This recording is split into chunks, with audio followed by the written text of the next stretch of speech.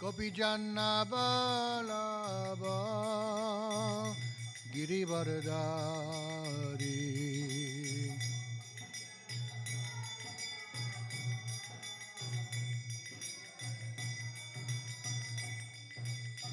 Gopijanna Vallabha Girivardhari.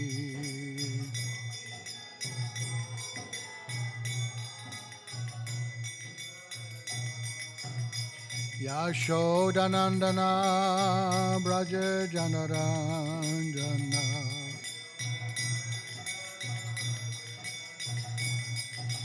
Yashodanandana Braja Janaranjana.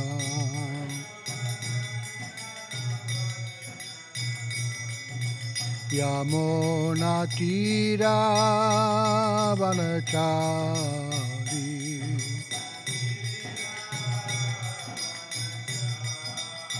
Yamunatira Vanachari.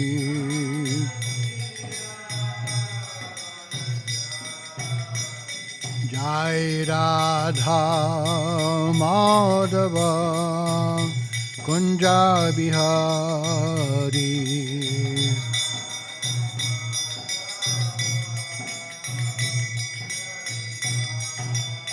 Jaya Radha Madhava Kunja Bihari.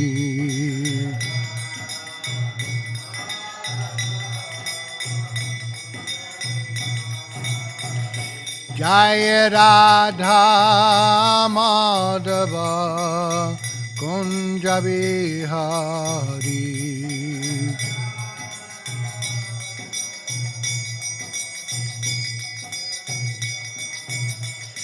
Jaya Radha Madhava Kunja Bihari.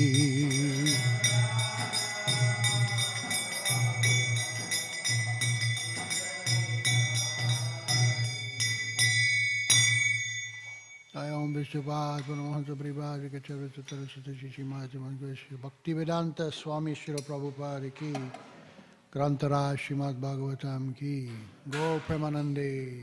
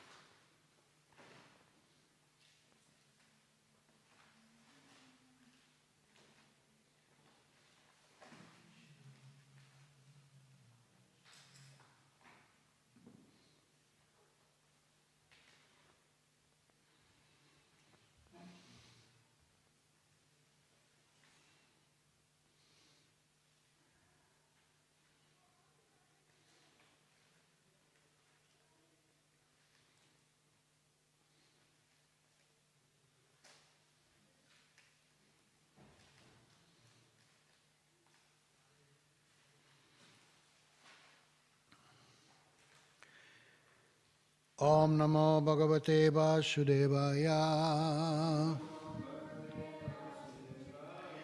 Om Namo Bhagavate Vasudevaya.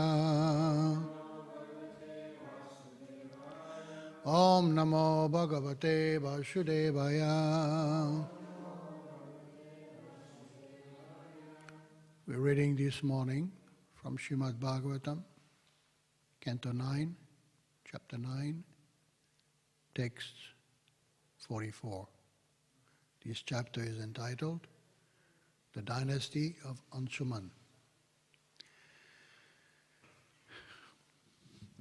Na balyepi matirmayam adharme ramate kvachit napashyam utamashlokat anyat kinchana vatsaham nabalyepi matirmayam adharme ramate kvachit na pasyamuttama shlokat anyat kinchana vatsaham nabalyepi matirmahayam adharme ramate kvachit na pasyamuttama shlokat anyat kinchana vatsaham.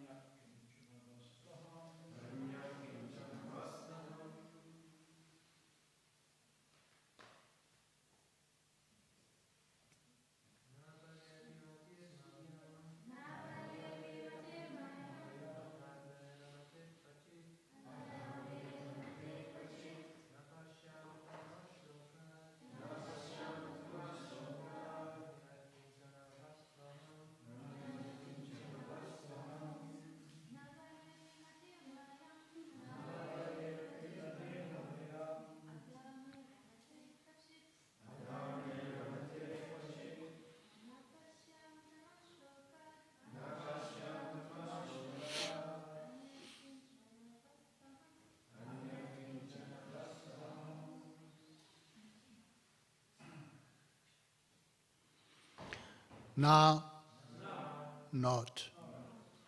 Balye, in childhood. Api, indeed. Matihi, attraction. Mayam, of me. Adharme, in irreligious principles. Ramate, enjoys. Kvachit, at any time. Na, not. Apashyam, I saw. Uttama shlokat, then the personality of Godhead. Anyat, anything else. Kinchana, anything. Vastu, substance. Aham, I. Translation and purport by Srila Prabhupada. I was never attracted, even in my childhood, by insignificant things or irreligious principles. I did not find anything more substantial than the Supreme Personality of Godhead. Please repeat after me. I was never attracted, even in my childhood, by insignificant things or irreligious principles. I did not find anything more substantial than the Supreme Personality of Godhead. Purport. Maharaj Katvanga provides a typical example of a Krishna-conscious person. A Krishna-conscious person does not see anything to be important but the Supreme Personality of Godhead, nor does he accept anything within this material world as being unconnected to the Supreme Lord.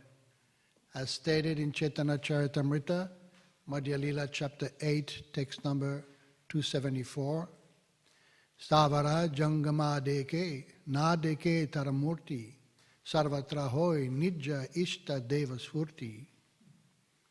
The Mahabhagavat, the advanced devotee, certainly sees everything mobile and immobile, but he does not exactly see their forms. Rather, everywhere he immediately sees manifest the form of the Supreme Lord. Although a devotee is within the material world, he has no connection with it. Nirbandha Krishna Sambandhe. He accepts this material world in relationship with the Supreme Personality of Godhead. A devotee may be engaged in earning money, but he uses that money for propagating the Krishna consciousness movement by constructing large temples and establishing worship of the Supreme Personality of God, of Godhead. Katvanga Maharaj, therefore, was not a materialist. A materialist is always attached to wife, children, home, property, and many other things for sense gratification. But as stated above, Katvanga Maharaj was not attached to such things, nor could he think of anything existing without the purpose of the Supreme Lord. Ishavashyam idam sarvam, is Upanishad Mantra 1. Everything is related to the Supreme Personality of Godhead. Of course, this consciousness is not for the ordinary person, but if one takes to the path of devotional service, as prescribes in a nectar of devotion, he can be trained in this consciousness and attain perfect understanding. For a Krishna conscious person, nothing is palatable without a relationship with Krishna. What a purport. Om Jnana Timirandasya Jananjana Shalakaya Chakshurun Militam Jena Tasmai Shri Gurave Namaha Sri Chaitanya Manobhishtam Shtapitam Jena Bhutale Shayan Rupa Kadamayam Darati Shwapadantikam. Jai Shri Krishna Chaitanya Prabhu Nityananda Shri Advaita Gadadhar Shivasari Gaura Bhaktivinoda. Hare Krishna Krishna Krishna Hare Hare Hare Rama Rama Rama Hare Hare.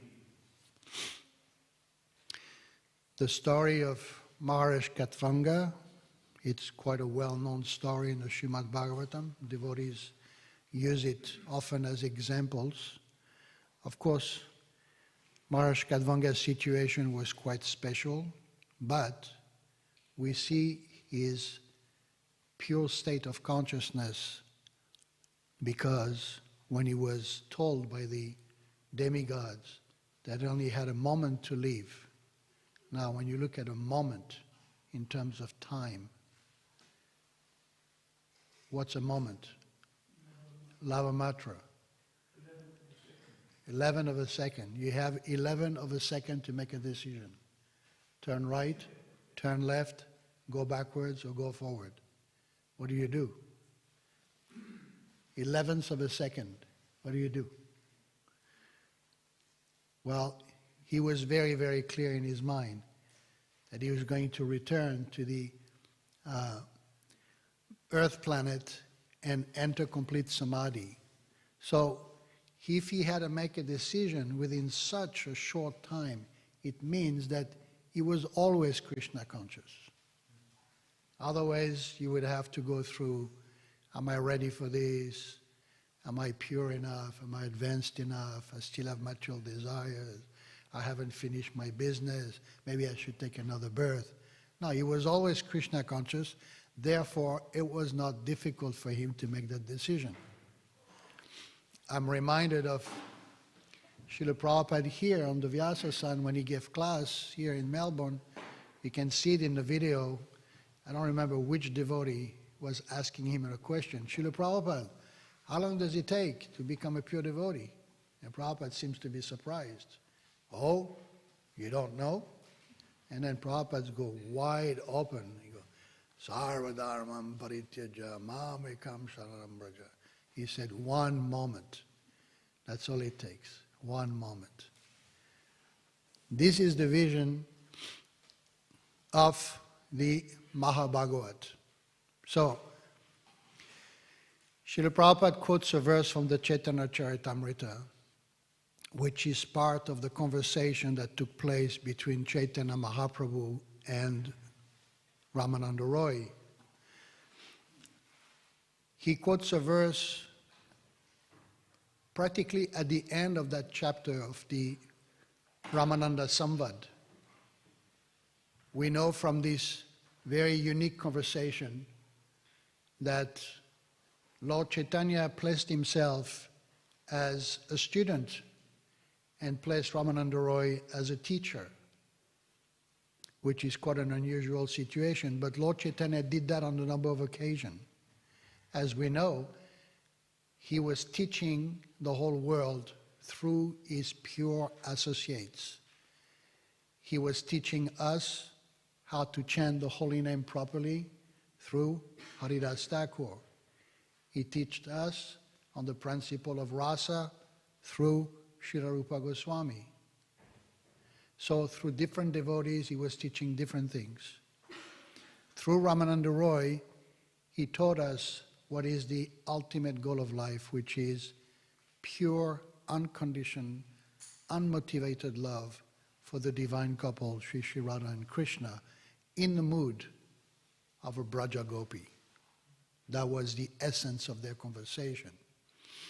So that took place on the bank of the Godavari River, and after they had that conversation, they met again for the following 10 days. And they inquired from each other. Of course, it was pure Krishna Katha. It was astonishing to the local people, especially the local Brahmanas, that someone like Ramananda Roy, who was considered to be a Kayasta, he was a governor, to associate with a sannyasi. They could not understand. Therefore, they had to meet in private. And they met in the evening, not during the day.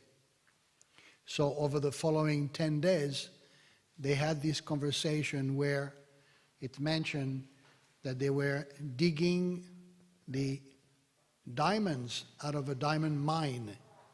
Lord Chaitanya would ask questions, Ramananda Roy would give the answers. So there were actually 13 questions that Lord Chaitanya asked.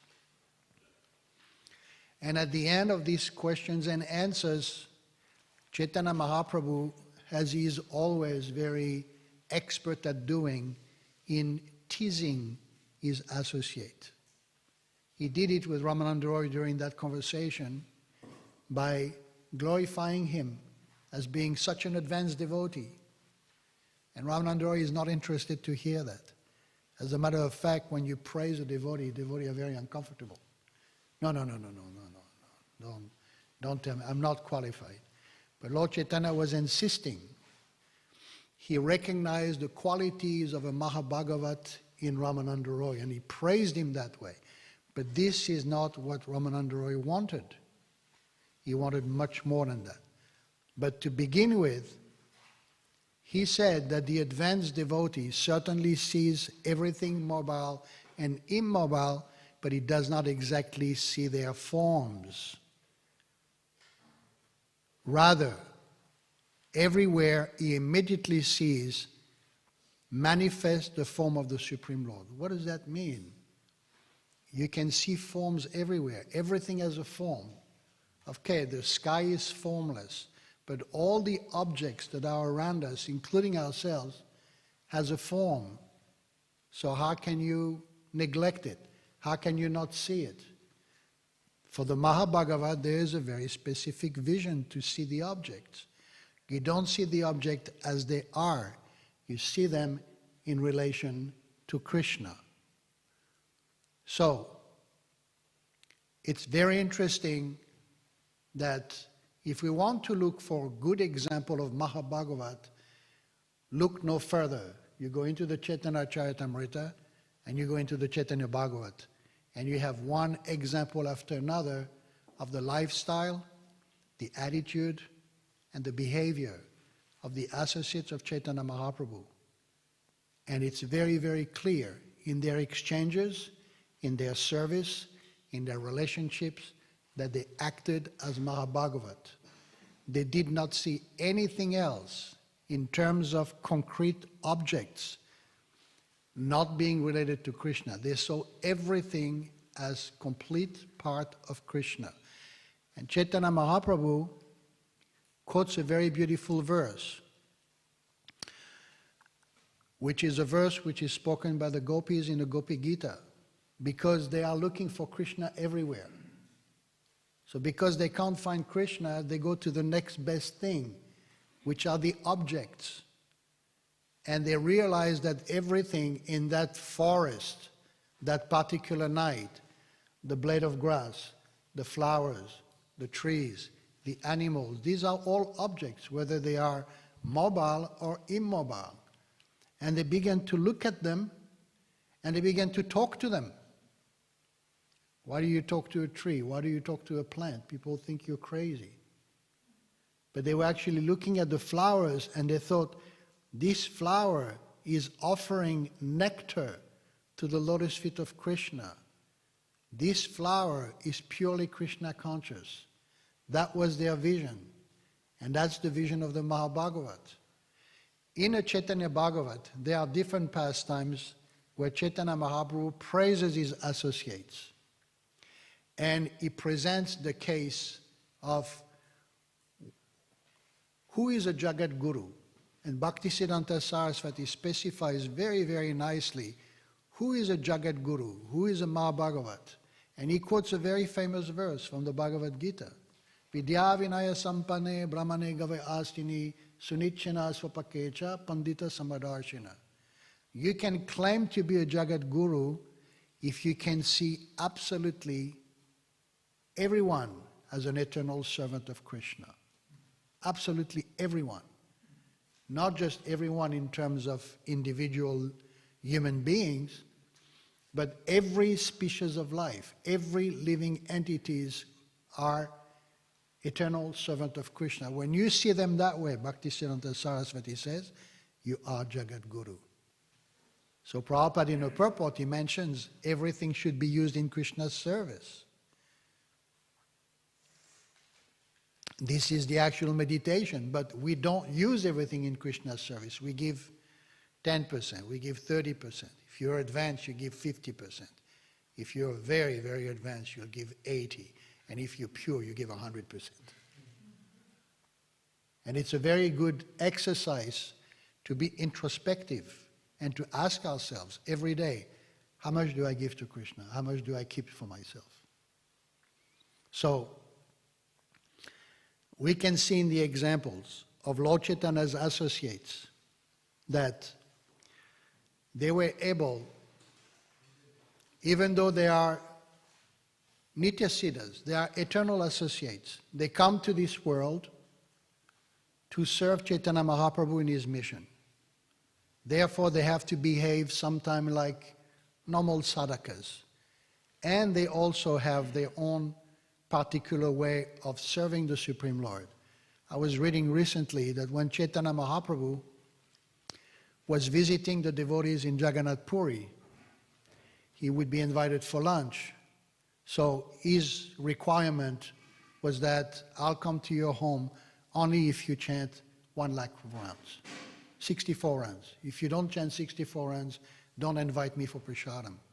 Maybe you should set that as a standard in Melbourne. Maharaj is coming, you got to chant 64 rounds. Lord Chaitanya would not accept an invitation if the devotee would not chant 64 rounds. Then it's mentioned that Lord Chaitanya, wherever he went, he would have Tulsi Devi in front of him. He walked down the street, someone would carry, like sometimes we have on Parikram, devotees carrying Tulsi. Lord Chaitanya would have someone carrying the Tulsi plant in front of him. He would go and sit and chant, and then he would come back to his place, and Tulsi Devi would come back with him. And it's also mentioned that Lord Chaitanya would take bath in the ocean, then he would finish his japa. Bhaktisiddhanta Saraswati mentioned Chaitanya Mahaprabhu chanted a prescribed number of rounds. And they all did that. They all chanted japa. So in other words, they all acted like sadhakas, but they were all Mahabhagavats. So they, as we know, Mahabhagavat can come down to the Madhyam platform just to teach and to preach, to show the example. Srila Prabhupada was a perfect example of this.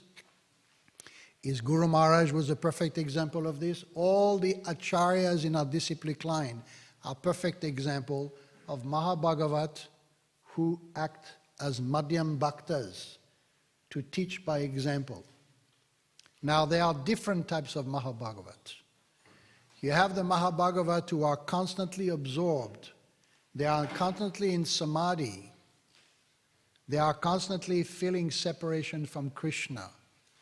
And therefore they're practically not in this world anymore. And all they do is just lila smaranam, constantly remembering the pastimes of Krishna in Vrindavan. And when they meet together, they discuss those pastimes. Then you have the Mahabhagavat who have to be very active, as I mentioned. They act as teachers. And they present their Siddhanta. And this is where sometimes confusion arises. Previously, devotees only had access to Srila Prabhupada's books. That's all there was. Now you have access to unlimited number of books, whether you're qualified to read them or not. And I was listening yesterday, a comment about this, that what happens is those very elevated topics, these Rasika topics, which are only discussed amongst Mahabhagavat, are also discussed among neophyte devotees. And actually they should not deal with those topics because they become confused. Like there is this controversy of inheritant or inherent, right? The position of the jiva. Is it inherent or is it inherited? It's ongoing. If you read the explanation of all the acharyas, you won't be able to make a connection between one and another. But they have their own ways of explaining it, and the Siddhanta is exactly the same for each one of them. Exactly the same. But if we're not advanced enough, if we're not realized enough, we will not understand it, and we'll think that every acharya has a different opinion. As a matter of fact, devotees don't have an opinion. Prabhupada mentions this. He said, what opinion? I don't have an opinion. I just repeat what I've learned. But devotees manage to have an opinion. No, I don't agree. What do you mean you don't agree? There's no question of agreeing or not agreeing. The Siddhanta is there. You just have to accept it. So there are Mahabhagavat, and we see them through their writing. They explain what is the Siddhanta. But a neophyte devotee should not dwell on this, should not have any opinion. Devotee should just follow whatever degree of understanding one has. Like sometimes devotees say, I finished Bhagavad Gita. Wow. And then they talk about their problems. But the solution to their problem is in the Bhagavad Gita. How come they finished the Bhagavad Gita? Now I'm up to the 5th canto of Śrīmad Bhāgavatam. I don't know what to do with my life. What are you reading the Bhagavatam for? Go back to the Bhagavad Gita. I've done my Bhakti Shastri. And then I criticize here and criticize there. Why do you Bhakti Shastri for? Isn't it? Study the books, may not be able to realize. So we have to take time to study these books and go side by side with devotional service and maturity. Srila Prabhupada mentioned that never was a time that he did not forget Krishna. This is symptom of Mahabhagavat. It is described in the 1st canto of Śrīmad Bhāgavatam in praising the birth of Maharaj Parikshit, that when Maharaj Parikshit was a little boy, he used to play with dolls of Radha and Krishna, symptoms of Mahabhagavat. And all those great acharyas all had this experience of always being in touch with Krishna constantly. Now it's mentioned in this purport, in the verse, that Maharaj Katvanga, from childhood, was never attracted, right? Never attracted by insignificant things, which for the materialist is very significant, right? Going to school, getting a degree, buying your first car, getting married, get your mortgage, buy a house, have kids, get a good job, make a lot of money. That's significant. And for the Mahabhagavat, is absolutely useless. Because when you have a fraction of a moment to make a decision that you're going to leave this world, then all these material things, they just turn into insignificant items. Totally insignificant. They have no value anymore. Good example, the plane crash, Ahmedabad, right? They gave the story of every passenger, their dreams, looking forward to see family members, job opportunities, career waiting for them, loved ones waiting for them, and within a few minutes, all gone, except for one thing. What's the only thing that survived? The Bhagavad Gita. That's Maharaj Katvanga personified. Isn't that amazing? So some, they commented, oh, there were devotees on the plane. Well, there's devotees everywhere. They may not have been ISKCON members, but people go to the Hare Krishna temples everywhere in India, they pick up a Bhagavad Gita, and they take it on the plane, and the Bhagavad Gita survived. And you see on the camera, they show Prabhupada's picture, right? The whole world is seeing Prabhupada's glories. So from childhood, no interest. Some devotees are born in pious families, and from the beginning of their lives, right? Able to be in touch with Krishna consciousness all the time. Parents are Krishna conscious, children are Krishna conscious. I was born in a Jewish family, and from day one, we had to respect God. Everything was about God. No details, no information, just surrender to God. Not very appealing. But the interest was there. So when I left home, I looked for God. Arrived in India, found God. But this time he has a form, he has a name. There's a description of the spiritual world. So because of Agata Sukriti, Yesham Fantakatam Papam, Kanana Punya Karmanam Titvandvani Muktam Bhajante Mam Dridavata. Either in this life or in previous life. And Prabhupada explained this Sukriti is not material pious credit. He said, you can't become a devotee in this life unless you have begun your devotional process in previous life. This is guaranteed. So due to devotional pious credit, one comes to Krishna consciousness. And gradually one makes its way to the Mahabhagavat platform. How long is it going to take to become a Mahabhagavat? Again, there's a nice story of Srila Prabhupada on the train. You may have heard this. Srila Prabhupada was traveling on the train in India throughout the night, and Prabhupada never failed doing his duties of translating, so he's sitting at midnight doing his dictation, and his servant is sleeping. So Prabhupada wakes him up. Why are you sleeping? Oh, I guess I'm tired, Srila Prabhupada. Why are you tired? Why, because I've got this material body. Why do you have this material body? Well, because I'm not a pure devotee. Why are you not a pure devotee? Okay, go back to sleep. It's an incredible experience to be in the presence of a pure devotee. It's like looking at yourself in the mirror and see a really ugly side.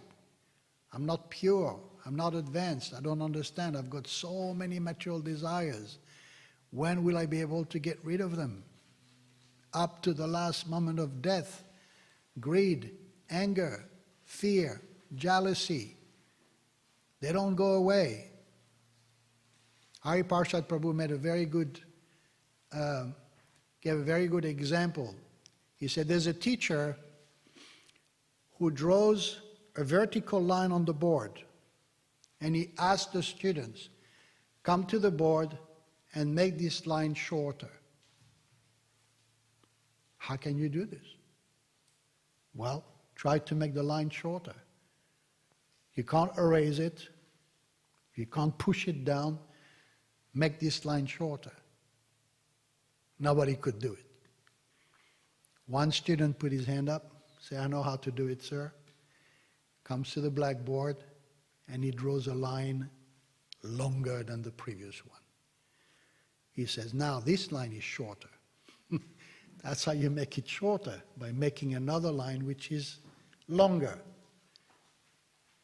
And this analogy is given to show that the body is still there. The imperfections are still there. They're not going anywhere. The mind is not going anywhere. The senses are not going anywhere. The material attachment may not go anywhere. But in a parallel line, we continue with the process of bhakti. We don't pay attention to all the difficulties. We just focus on the way forward to devotional service. And gradually, these material attachments become insignificant because we learn the art of seeing them in relation to Krishna, whether it's the floor, the walls, the home, people, material objects, computers, phones. Okay, so you have a phone. People are really good at using phones. So when you scroll constantly, right? How many things are Krishna conscious? How many things are not Krishna conscious? How many things do you see are related to Krishna, and how many things are not related to Krishna? Say, wow, we watched a really good movie the other day. It really taught us a lot of things about the nature of material life. Well, every movie is like that. There's no need to find an excuse. So even with social media, you don't know where to draw the line. So you watch some Krishna conscious things, and then suddenly something completely mundane pops up, and you think, well, it's all the same anyway, it's all related. No, it's not. It creates samskar, it creates a very deep impression in the mind. And when you accumulate all these impressions, it clogs up the consciousness. And then we lose the taste for chanting, and we lose the taste for sangha, and we lose the taste for practices of devotional service. That's the result of being distracted. So it's not easy to become a Mahabhagavat. Now, a good example is given of the topmost level of pure bhakti. And the topmost level is, of course, Srimati Radharani, where she says that when I am separated from Krishna, I can see Krishna everywhere. In every object, within everyone, in everything, I can see Krishna. Why? Because I miss him so much. But when I'm in front of Krishna, I only see Krishna, I see nothing else. So what is more valued? Separation or union? Both are equally potent. But Chaitanya Mahaprabhu has presented this process which is based on feelings of separation. And when you feel separation, even on the mundane platform, when you miss someone or when you miss something, you see them in every object and you see them within everyone. And then when you see the person face to face, you begin to take them for granted. So on the spiritual platform, it's the same. When we begin to feel, and that's a very high level of pure bhakti, when you begin to feel separation from Krishna. When those feelings comes into the heart, then there's a level of madness that takes place where you see Krishna in everything and everywhere, and you look for Krishna. In the prayers of Śrīmad Bhāgavatam of the six Goswamis, he writes, He Radhe Brajadevike Chalalite He Nanda Sutai. He is looking for, the Goswamis are looking for. Krishna is within their heart. They are Mahabhagavat, they see Krishna everywhere. And still, they are looking for him. Are you on the bank of the Jamuna? Are you at Govardhan Hill? Are you with Mother Yashoda? Where are you? Lord Chaitanya presented this process because he also was looking for Krishna everywhere. I saw Krishna, and then he left me. Where is he? Please bring Krishna back to me. That's the vision of a Mahabhagavat. And therefore, when we have that kind of consciousness, there's absolutely no hesitation. Srila Prabhupada never hesitated a moment when he made a decision. Never. Because he knew it's only for Krishna. This is not about me. This is about service to Krishna. This is about service to Guru. And therefore, when it comes to that particular type of lifestyle, there is no question of hesitation. Anytime, anywhere, anyhow. Again, we have to ask ourselves, are we able to follow that principle? No, we have conditions. I don't mind giving my life to Guru. I don't mind giving my life to Krishna, to Lord Chaitanya. I don't mind giving my life to the mission of Lord Chaitanya. But hey, I've got my own needs. My own needs. And we know how to pay dandavat. Dandavat means the head, all the limbs of the body, the whole body touches the ground, means I'm yours. First there is, I am yours. This is Sharanagati. Krishna, I am yours. Manasa deha geho yoki chumor arpilyu pulapade nanda kishore. My home, my mind, my possession, my family, it's all yours. I give you this. Devotees in China, they always ask me, how do I serve Krishna? You know, they have family, they have jobs. They don't have time to do very much. So I said, it's very simple. Offer your home, offer your children, offer your car, offer your money. You have a picture of Krishna on your altar, just offer everything. Offer your heart, offer your mind.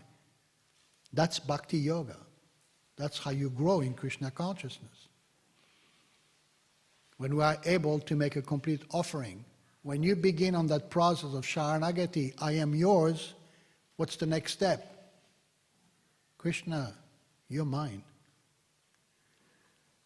Then Krishna gives himself. First we have to give everything up. Sarvadharmam parityaja mamekam sharanam braja. First you give everything up. Then I give myself to you. That's the deal. One time, Bhakti Bikash Maharaj was giving a class in Mayapur, I think last year, and he said, there's nothing more depressing but to know that all you are forever is a servant. Like, I come to Krishna consciousness and I'm going to be a servant forever. That's it. That's all I get for all my sacrifice, just to be a servant. He said, but actually this is the highest position. If you learn to become a servant, then Krishna wants to serve you. And that's the position of Mother Yashoda. That's the position of Nanda Maharaj. That's the position of the cowherd boys. That's the position of the cows. That's the position of the gopis. Krishna wants to serve them. That's his enjoyment. In the 4th chapter of Adi Lila, Lord Chaitanya makes that statement. I am not interested in these rules and regulations. I'm not interested in awe and reverence. I don't want people to bow down to me. I want to have an intimate relationship. That's why I come, to give that. that intimate relationship. And that intimate relationship can only be found in Brajabhumi, Vrindavan Dham. Nowhere else. You won't find it in Mathura, you won't find it in Dwarka, you won't find it in Ayodhya, and surely not in the Vaikuntha planet. So the Acharyas mention, and this is where the spiritual master is so important. And when we talk spiritual master, not just Diksha, but Shiksha gurus that are there to teach us how to make the right decision according to the level of sadhana. That we know that I have practiced Krishna consciousness for so many years. When is the spontaneous feelings are going to come about? There's no spontaneity. We're still going through the rules and regulation, mechanically, with guilty feeling. The guilt is the worst enemy. Prabhupada mentions in one purport, guilt is okay to a certain degree. It's okay to feel a bit guilty, it keeps you going. But to feel guilty completely, it's very dangerous because you put yourself down all the time. I'm not qualified, I'm not advanced, I'm useless, I can't do anything. That's not the way to actually think about yourself. No, I can't do this, I will do this. So we have to go, the Acharyas make it very clear, you cannot enter the realm of Goloka Vrindavan on Vaidhi Bhakti alone, on rules and regulations, because you will not find any of this in the spiritual world. They don't follow rules, they don't follow regulations, they couldn't care less. Only spontaneous pure love of Godhead will give us entrance. And that's the level of the Mahabhagavat. Now we have the challenge. How do we get there? From being a young devotee, an older devotee, a mature devotee. One time a devotee asked Bhakti Charu Swami, Maharaj, can you tell us what are the symptoms of pure love for Krishna? Because we know that we only get them on the platform of Raganuga Bhakti. And Bhakti Charu Maharaj answered, yes, the number of temples, the number of devotees, the number of books you distribute.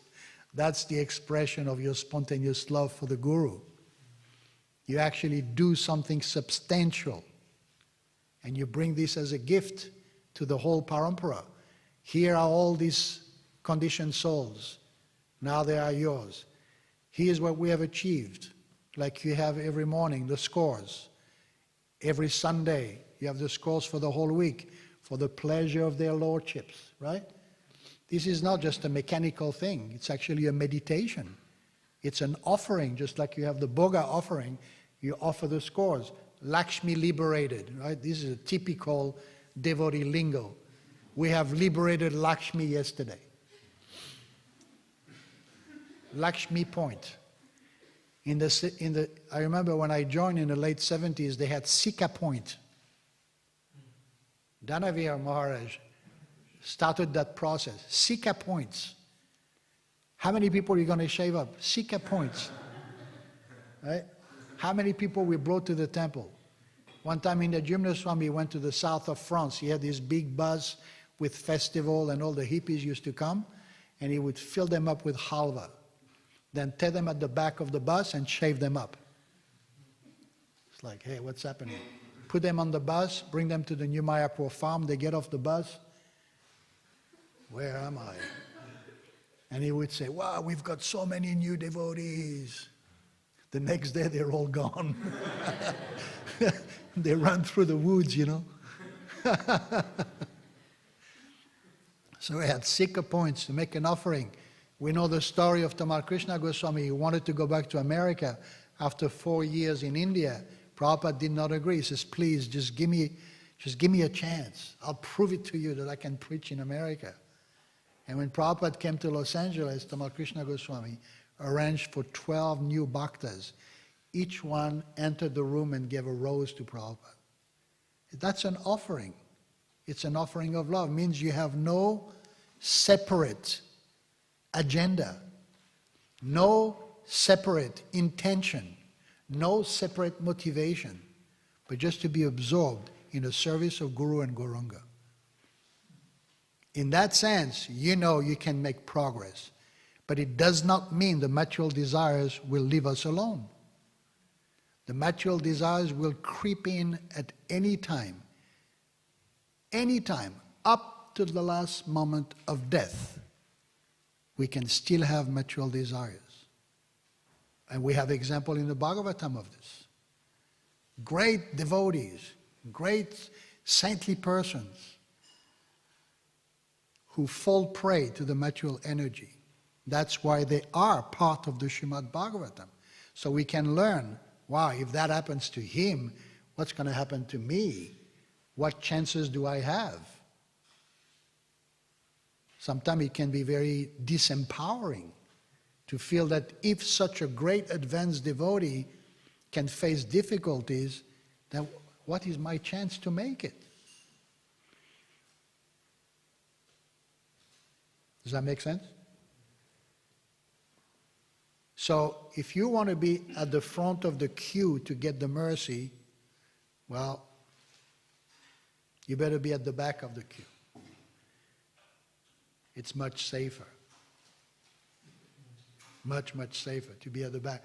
That's what Chaitanya Mahaprabhu said. Gopi Bharto Padakamalayor Dasa Dasa Dasa Dasa Dasa Anudasa. I'm only just a servant of the servant of the servant.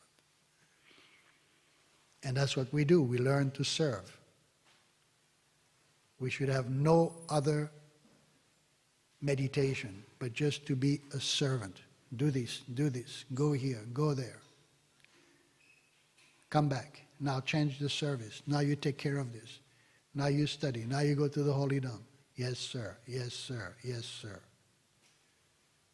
And if we begin to have an opinion, then that's when the mind takes over and start convincing us, hey, you're losing your personality. You're losing your individuality. Be careful. You have to look after yourself. Then it becomes difficult. So, 2 books highly recommended. Kalyana Kalpataru, Bhaktivedanta Thakur, where he presents every step from the neophyte platform to the most elevated platform. Every step. Everything we have to watch out for. All the challenges. And it's amazing how he manages to do it through prose. Beautiful writing, beautiful poetries. And the other book, Madhurya Kadambini. You can imagine how a Rasika Bhakta, Vishwanath Chakravarti Thakur, is a Rasika Vaishnava, constantly absorbed in the pastimes of Radha and Krishna, finds the time out of immense compassion. And you know, he writes this in Vrindavan, where there's practically nothing else but just the Holy Dhamma and the great Vaishnavas and the Brijbasis, and he's thinking about the obstacles on the path of bhakti. That's the compassion of a Mahabhagavat. What does it say about a Mahabhagavat? Sees everyone else as a devotee except himself or herself. That's a symptom. I am not qualified. Krishnadas Kaviraj Goswami, don't even say my name, you will lose your piety. Don't say my name. When you look at the Padyavali, you look at from one verse to another, what do you find quite often? Author unknown. It's not that Rupa Goswami could not find the author. The author did not want to be mentioned.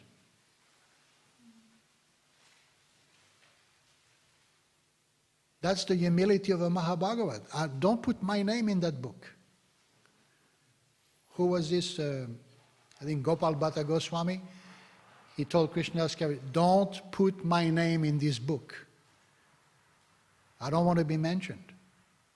It's incredible when you think about it. Such a huge contribution. I don't want anybody to know who I am.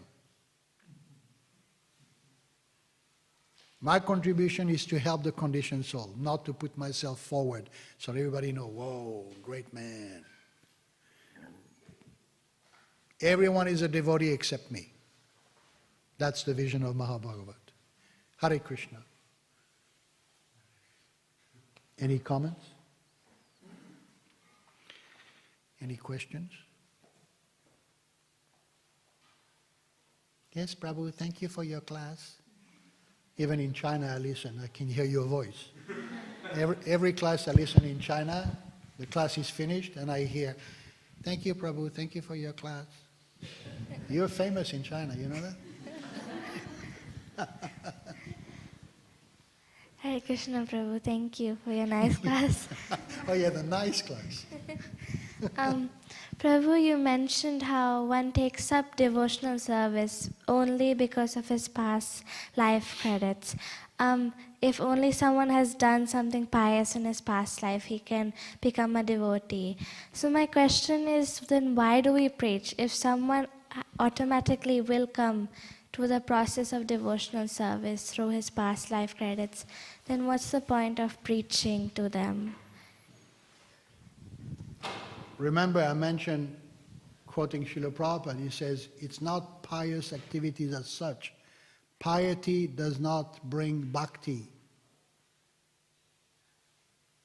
Devotional service brings to devotional service. So one performs devotional service in previous life or in this life, then Paramatma in the heart, he says, oh, now is your time. The time for what? Shraddha is already there. So now the person is ready to meet the sadhus. That's the next thing. Now you are ready to meet the sadhus. And when you meet the sadhus, Shraddha Sadhu Sangha. The sadhus will, like, you know that verse from the Chaitanya Charitamrita.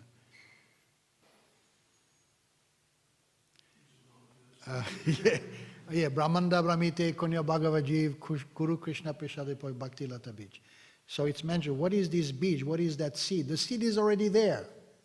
But the sadhus, they make that seed grow with Shraddha, with faith. They make the faith. Shraddha Shabde Vishva Shurira Nishtoy. That faith, Prabhupada says, is not small. It has to be big. Vishwanath Chakravarti Thakur mentioned, there are two things that will stay with you from the neophyte platform to pure bhakti. Shraddha and Sadhu Sangha. These two things have to stay together constantly. These are like, when you have a plant and you put a piece of wood so the plant can grow. Shraddha and Sadhu Sangha. So you have already performed devotional service. You qualify to meet the sadhus. That's the qualification. Now you meet the sadhus will flare up that little flame. And from Sadhu Sangha, Bhajana Kriya. Then you get into the circle of the devotees. You take shelter of the spiritual master, and the spiritual master will teach you to go through anatta nivritti. Now, remove all the impurities. Now, if you remember, because you're good in studying Bhagavad Gita, isn't it? Isn't it? In chapter 6, Arjuna is asking the question. He's wondering, what happened to the yogis when they don't complete the process? Do they become, and it's a beautiful analogy, he said that they become like riven clouds. You can look in Melbourne, there's so many clouds, and you watch them. They move in the sky, but you don't know where they're going. He said, riven clouds, I mean they just vanish. And Krishna says, no, they take birth in a high family. They get very good education. And then they can start the process again. But it does not mention the process of bhakti. He mentions the process mostly of being in a pious family with a chance to meet the sadhus. And that purport is amazing because in that purport, Prabhupada talks about himself. And he talks about his Guru Maharaj. He said, we had the chance. We had the chance to finally come in contact with the pure devotee. It is not guaranteed. There's a lecture Prabhupada mentions. You take birth in a pious family, there's no guarantee you're going to meet the devotees. And Prabhupada also mentioned, because he says, you take birth in a wealthy family. Yes? He said, If you take birth in a wealthy family, does that guarantee you're going to meet the devotees? You could be even more entangled. Because you have wealth, because you have comfort, why should I bother with spiritual life? That's a danger. There is a chance, like wealthy families arrange for sadhu sangha. Okay, well, you meet the sadhus. But it's not guaranteed. Wealthy family could be in complete maya. So to answer your question, it is the contact with the sadhus that make the plant of bhakti grow. But Chaitanya Mahaprabhu says when that plant begins to grow, you have to become a good gardener. There are some lousy gardeners and there are some good gardeners. Lousy gardeners will let all the weeds grow, so much so that they won't make any difference between the plant and the weeds. A good gardener will not even allow even a little bit of weeds to grow. Pluck them out. So when Chaitanya Mahaprabhu says you become a good gardener, means you be very careful to take care of your plant of bhakti in your heart. Don't let material desires creep in. Are you able to do that? Yes, I'll try. You have to have good parents for that. You know, we have families in China, it's so painful to see how the children, I watched a 4-year-old child during a program. We're having kirtan, prasadam, katha, and the 4-year-old child is on the side, literally glued to the phone. So I went behind his back and I grabbed the phone. Instant tantrum. Instantly became hysterical, screaming. I said, I'm not going to give you the phone back. And I looked at the mother, I said, this is your fault. This is your fault. You're not a responsible mother if you do that. And all the children go through so many difficulties. They stop going to school. They stay locked up in their bedrooms because of this social media poison. And the parents are absolutely helpless. They don't know what to do because they allowed it to go too far. And every now and then you meet parents who say, my children, they only want to read books. Wow, how is that possible? Say, we have no TV at home. We cut off the Wi-Fi, and they only read books. Joy, you have a chance to make it.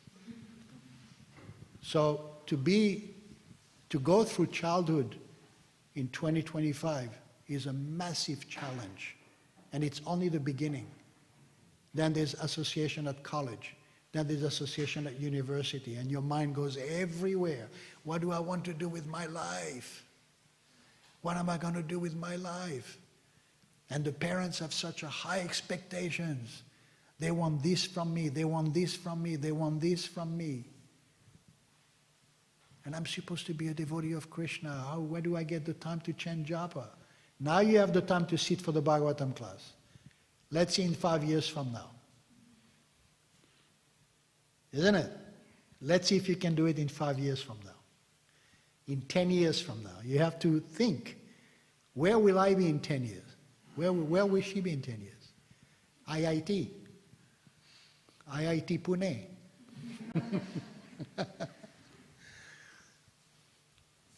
This is the biggest investment. The biggest, there's no other investment. Where will my child be when my child is 20, 25 years old? Very, very, very difficult. Anyway, thank you for your question. Thank you. Anything else? Yes?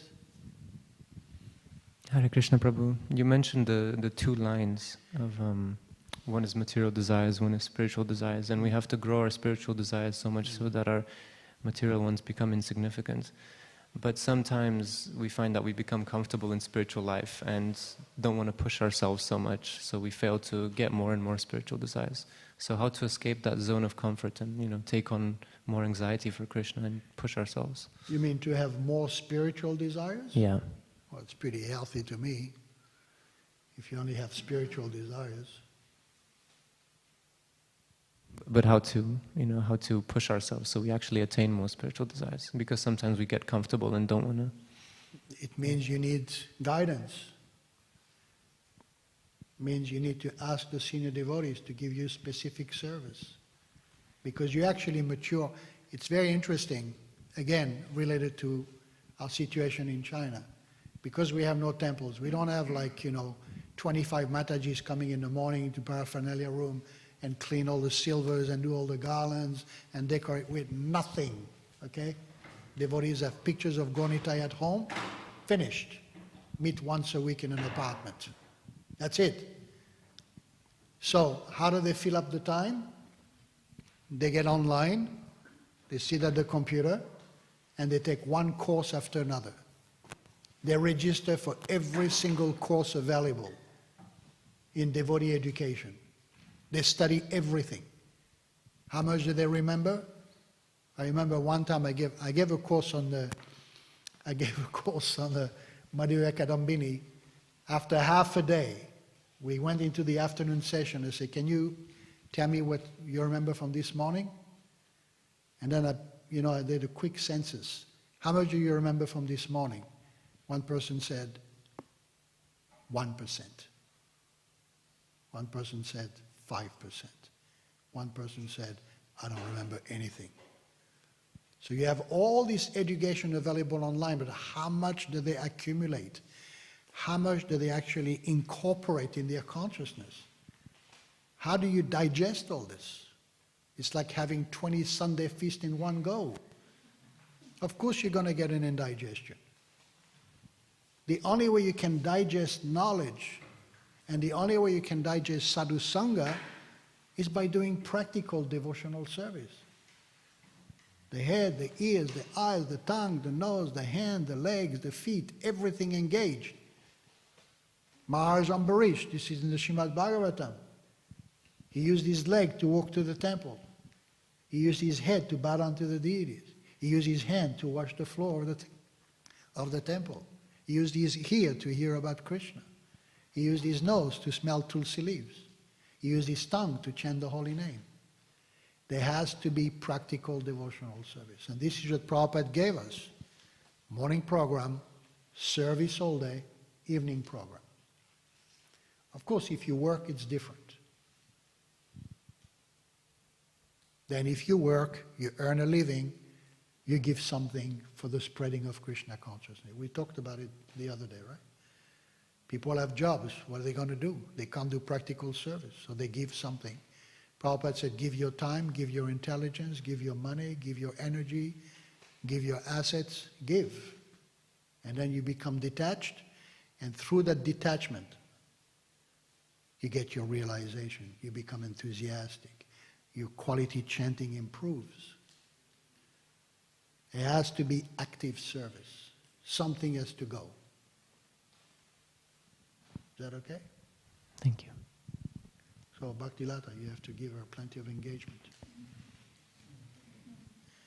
She is, don't worry. All right, we finished here. Thank you very much. Śrīmad Bhāgavatam ki jai. Srila Prabhupada ki jai.